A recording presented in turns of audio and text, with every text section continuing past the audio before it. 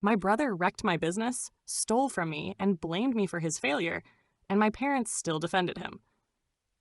That's how it started. And no, I'm not writing this for sympathy or some dramatic ending where everyone hugs and learns a lesson, because some people don't learn. Some people just leave wreckage behind and expect you to sweep it up like always.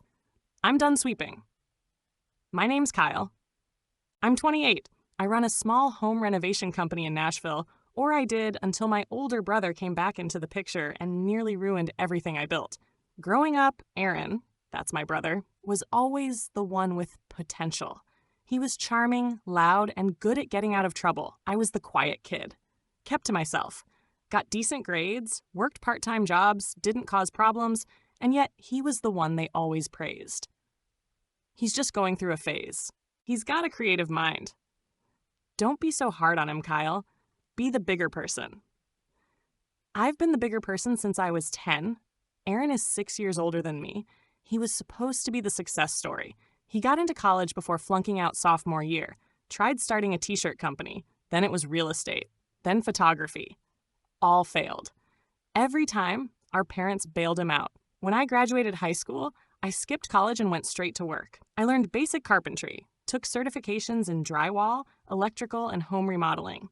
I worked for other contractors, saved up, and by 25, I had my own LLC, Jordan Build and Restore. It started small. Porch repairs, fence replacements, budget bathroom redos. I lived cheap, skipped vacations, and reinvested every extra dollar. 2 years later, I had steady clients, a few subcontractors I trusted, and my name was starting to mean something. That's when Aaron came home. He'd just failed out of another project, something about custom sneakers and NFTs. I didn't ask. He moved back in with my parents and showed up at my workshop one morning like he was doing me a favor. Bro, I've been thinking, we should team up. You handle the grunt work, and I'll take the business side. Make it sleek, you know? Modern. I blinked. You mean work for me? No. Like together. Partners, family business, Jordan Bros Construction or something. I laughed. Not to be rude, but I genuinely thought he was joking. He wasn't. That weekend, my mom called. Kyle, your brother's really trying this time. He's always really trying. He just needs someone to believe in him. I believed in him when he borrowed money for that food truck. That was different. No, it wasn't, she sighed. He looks up to you. And that one always got me, that he looks up to you line, like I was supposed to keep being the example while he tripped over excuses. I said I'd think about it. The next week, my dad called, which he never does. You could use the help, he said. You're stretched thin. I hire people when I need help, I replied. But they're not family. Family. That word again. The guilt grenade. Eventually, I agreed to let Aaron shadow me, just for a few jobs. No pay up front, only commission if he helped land real work. I kept it low risk, told him exactly how it would work. He said, trust me, I've changed. Spoiler, he hadn't. The first few weeks weren't awful. He showed up early, carried tools, made jokes with clients. It almost felt like maybe this was going to work. But then he started adding his touch. He redesigned my logo without asking, said it looked dated. He offered clients exclusive discounts and didn't tell me. He ordered flyers with his phone number as the main contact, left mine off entirely. When I brought it up, he waved me off. It's just branding, bro. Chill. I'm just trying to elevate things. We were mid-renovation on a kitchen job for a couple in East Nashville. Full teardown, install, backsplash cabinets. Aaron went off script and told them we'd add a custom island for free. I pulled him aside. Why would you say that? Because it's good PR. They'll refer us. We can't afford to eat $3,000 in labor and materials for PR. He smirked. You think too small. I felt my jaw tighten. You think without thinking. He stormed off. By month 2, money was missing. Not a lot, just little things. Gas receipts that didn't match locations. A missing drill that must have been stolen. I started watching more closely. That's when I realized he was running his own side hustle, offering solo work under our name, using my tools and reputation, and pocketing everything. One woman called me directly, furious I hadn't shown up to repair her front steps. I had no idea what she was talking about. When I asked Aaron, he shrugged. Oh yeah, she wanted something quick. I didn't think you'd care. You used my name. She paid me. What's the big deal? The big deal came when we landed a high-end remodel for a local interior designer, $40,000 project. Refinish hardwood, full master bath overhaul, built-in shelves. I handed Aaron the materials list and asked him to confirm every order. He botched it. Wrong tub, wrong tiles, client furious, delays stacked. We lost the contract and our reputation took a hit. I confronted him that night. You cost me everything on that job. He crossed his arms. It was one mistake. No, you are the mistake. At dinner that weekend, it all exploded. My mom told me I was being too harsh. He's trying, Kyle. He's your brother. And I finally snapped. He's a parasite, and you've let him feed off us for years. Silence. My dad told me to apologize. I stood up, dropped my napkin, and said, you can keep defending him, but I'm done cleaning up his messes. That night, I sat at my desk, stared at the business name I had once been so proud of, and realized something brutal. It wasn't mine anymore, but I was going to take it back. You know that feeling when you realize someone's not just careless, they're actively dangerous? That was me with Aaron. My brother didn't just make dumb mistakes. He made choices. Choices that cost me clients, money, and years of trust I'd spent building. And the worst part, he never acted like he did anything wrong. It was always someone else's fault, usually mine. After that blow-up at dinner, I thought maybe, things would settle, that he'd back off. But instead, he got sneakier. I didn't fire him right away. I should have. But when your parents guilt trip you, and you've got half your tools tied up in jobs you're both still finishing, walking away isn't as easy as it sounds. So, I made a plan. Keep him close. Watch everything. Start separating what I could. It started with the Darcy Kendall project. She was a client I'd wanted for months. Well-known designer in East Nashville with a huge following. She needed a complete bathroom redesign for her home office studio. Big budget. Big visibility. I was ready. I brought Aaron along only to haul materials. Nothing more. I told him directly, don't talk budget. Don't promise anything. Just carry stuff. 10 minutes into the consult, he starts pitching her ideas, full-on HGTV mode. Oh, we could add a skylight, maybe do matte black tile with a contrast wall. Darcy raised her eyebrow at me like, is this your designer now? I smiled, gritted my teeth, and gently steered the conversation back. Later in the truck, I told him, you can't do that again. His answer, you're threatened because I have vision. No, I was furious because he was freelancing on my dime. That week, I checked our books and noticed something off. A Venmo transaction for $380 labeled Tile Run. Only problem? I had already paid for the tile order and picked it up myself. I pulled up the receipt. The store's invoice didn't match what he claimed. I asked him about it calmly. Oh, that was for a different client, he said, waving it off. Which client? He stammered. You don't know them. I nodded, went to my laptop, and started printing every receipt for the last 2 months. Gas charges that didn't match job sites. Tool rental fees that had no paper trail. Little cracks that started to look like gaping holes. Then came the final straw. A job for an elderly couple in Franklin. Simple porch rebuild. Easy money. They paid half up front, $2,200 in cash. Aaron said he'd start it Monday while I handled another site. Monday came. No photos, no updates, no porch. By Wednesday, they called me, panicked. Your guy never showed up. We tried calling. Did something happen? Yeah, something happened all right. I drove out, apologized, returned the deposit out of my pocket. When I asked Aaron where the money went, he said I needed it. I'll pay it back. I needed it. Like that was a good enough reason to steal. I didn't scream, didn't punch a wall. I just stood there, stunned. While he grabbed his backpack and left like it was no big deal, then the text came an hour later from my mom. He said you fired him. Kyle, this isn't how family should treat each other. Family? I was the only one treating anyone like family. That night, I started forming my exit plan. First step, separate the business. I quietly registered a new LLC, Nash Built Co., new name, new logo.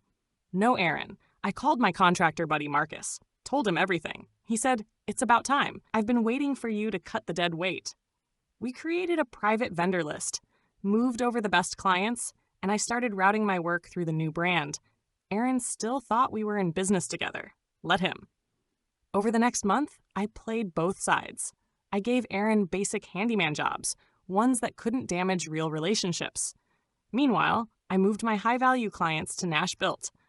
I let him keep the original Instagram and website. He was proud of it. called himself creative director. It was perfect.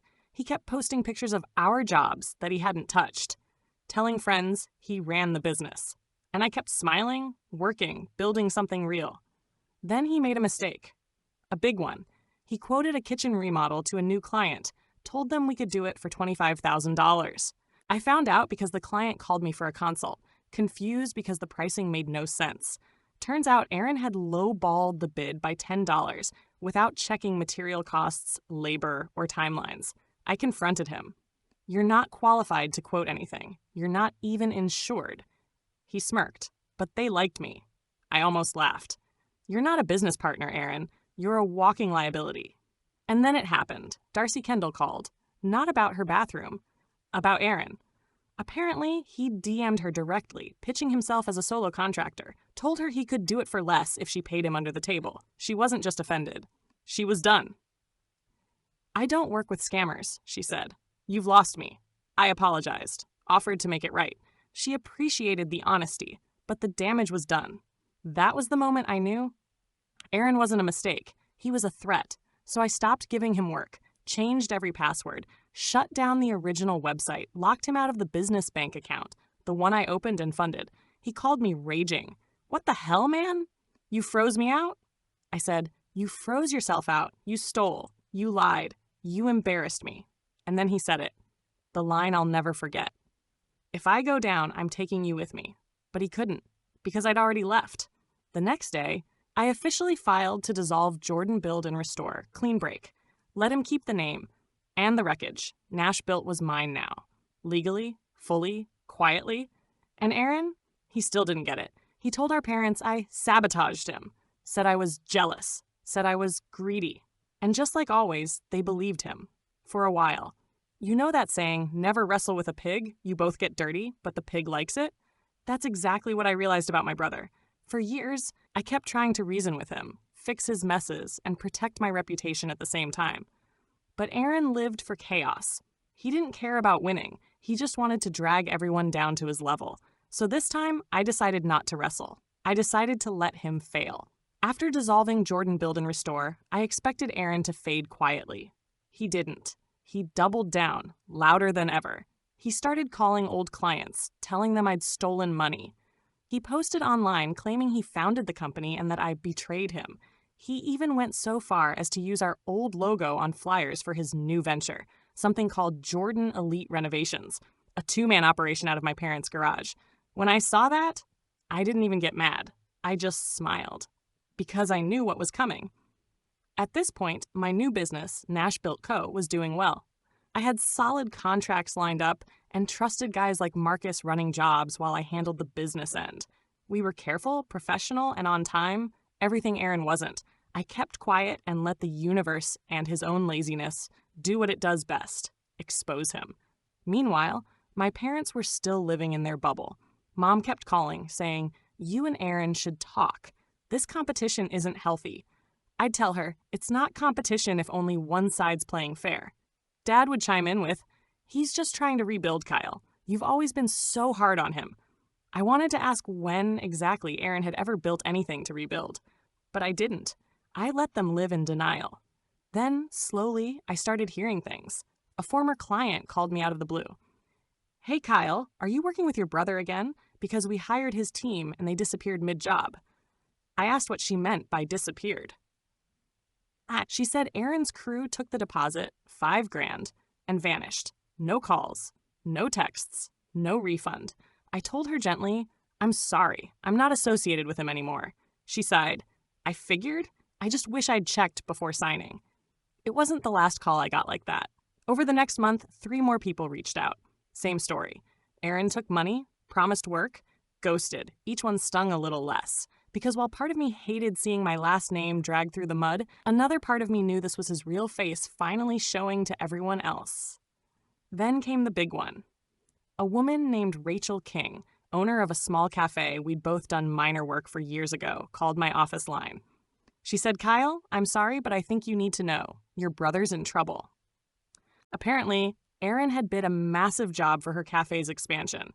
Almost $50,000 in total construction and permits, and completely botched it. He'd overpromised, hired unlicensed labor, and missed inspection deadlines. The city shut the project down midway. Rachel lost time and money, and Aaron blamed her. I asked, "Is she suing him?" She said, "Not yet, but she's about to." I hung up and just sat there, staring at the wall, heart pounding. It was finally happening.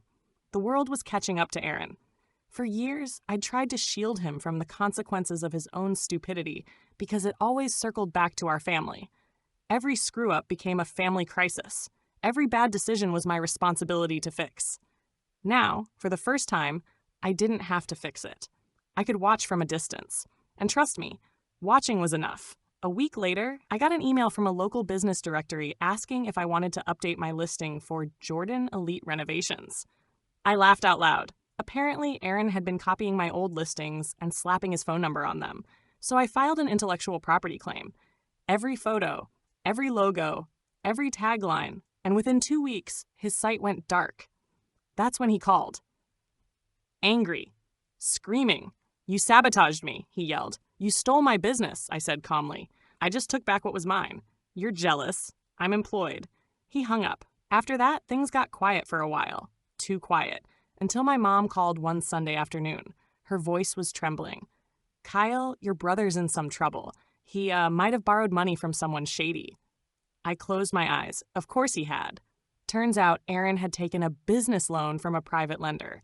5 figures. High interest, and used my name as a reference. Now the lender was threatening legal action, and my parents were panicking. "Can you help him?" my mom asked softly. "No," I said. "He did this. Let him handle it." She whispered, "He's still your brother." I said, "Exactly. He's my brother. You'd think by now you'd stop mistaking that for an excuse." Then I hung up. It all came to a head a few months later. Aaron showed up unannounced at one of my job sites, sweating, shaking, desperate. He cornered me in front of my crew. "Kyle, please, I need a loan. Just 10 grand. I'll pay you back." Marcus stopped hammering. Everyone went quiet. I said, "You owe half of Nashville money, Aaron. Why would I give you more?" He looked around, embarrassed. "Because you're my brother." I stepped closer and said it clear enough for the whole crew to hear. "I was your brother when I hired you, when I trusted you, when I covered for you, but you threw that away for a quick buck. You're not my partner. You're not my responsibility. You're just another guy who burned his last chance." He left without another word. The guys went back to work like nothing happened. But I stood there for a while, staring at the half-finished walls, and realized that for the first time in my life, I wasn't angry anymore. Just done. 2 weeks later, Aaron's business was gone. The website deleted. The number disconnected. He moved back in with my parents again, and for once, they didn't make excuses. Mom told me one night, quietly, "We should have stopped helping him years ago."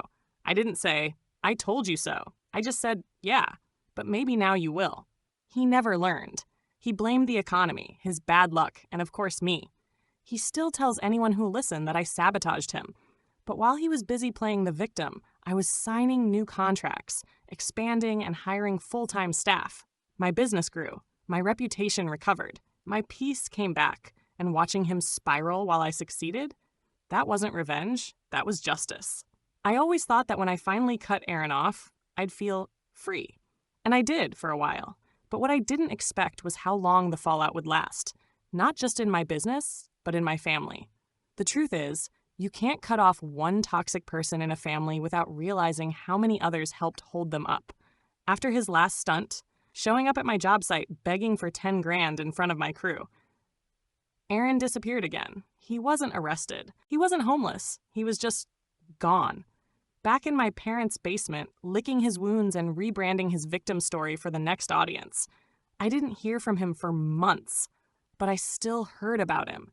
From mutual friends, from burned clients, even from my parents who couldn't seem to stop checking in just to update me. They meant well, but every time they brought him up, it was like they were hoping I'd forget. Forget that he stole from me. Forget that he lied, defamed, and tried to drag my name down just because I wouldn't carry him anymore. "I know he hurt you," my mom said once, "but you'll always be brothers." And I told her, being brothers doesn't make us equals. It just makes us born to the same people. Meanwhile, Nash Built Co. was thriving. I'd never realized how heavy it was carrying someone like Aaron until I wasn't. Suddenly, the work felt lighter. The jobs moved smoother. The stress was normal business stress. Not did Aaron screw up today stressed. Marcus became my full-time lead. We landed a contract to renovate 4 Airbnbs for a property group downtown. The biggest job I'd ever signed. I was hiring, growing, and making a name that finally felt mine. Clients started referring others not just because we did good work, but because we were trustworthy. And that trust, that had taken years to earn back after Aaron wrecked it. Then about 6 months later, I got an email. It was from Aaron, subject, "Let's talk." "Hey, I know things got messy, but I want to try again. Not with you, just on my own. I was wondering if you could point me to a few suppliers. Also, if you know any subcontractors looking for work, send them my way. No hard feelings. Hope you're well." I stared at it for 5 full minutes. No apology, no acknowledgement, just a list of things he wanted from me again. Classic Aaron. I didn't respond right away. I forwarded it to Marcus. He replied with one sentence, "Tell him to Google it." I finally replied a few days later. "Hey, if you're serious about building something for yourself, you'll figure it out. Just like I did, without shortcuts, lies, or burning people who trusted me. Good luck." I didn't expect him to say thank you. He didn't. My parents asked if we were talking again. I told them no. He reached out because he wanted more, not because he changed. To their credit, they didn't argue. In fact, they'd started changing in small ways too.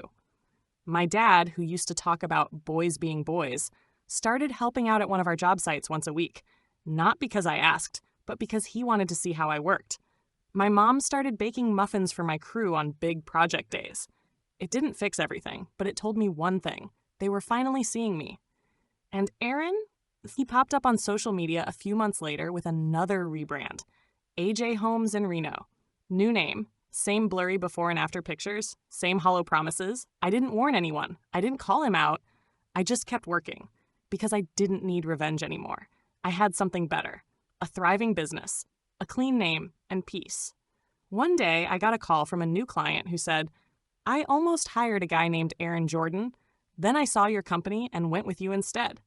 Best decision I ever made." I smiled and said, "Thanks. We'll take care of you." And we did. Here's what I've learned. Sometimes the people who cause the most damage don't need punishment. They need distance. Not every lesson gets learned. Not every brother becomes a better man. But you can. You can stop rescuing them. You can stop carrying the weight of who they were supposed to be. You can stop bleeding for people who keep cutting you. I didn't ruin Aaron's life. He did. I just finally let him. Thank you for listening. If you enjoyed, please like, share, and subscribe for more content. If you want to share your stories, please comment below. Additionally, what is your opinion on the poster's decision?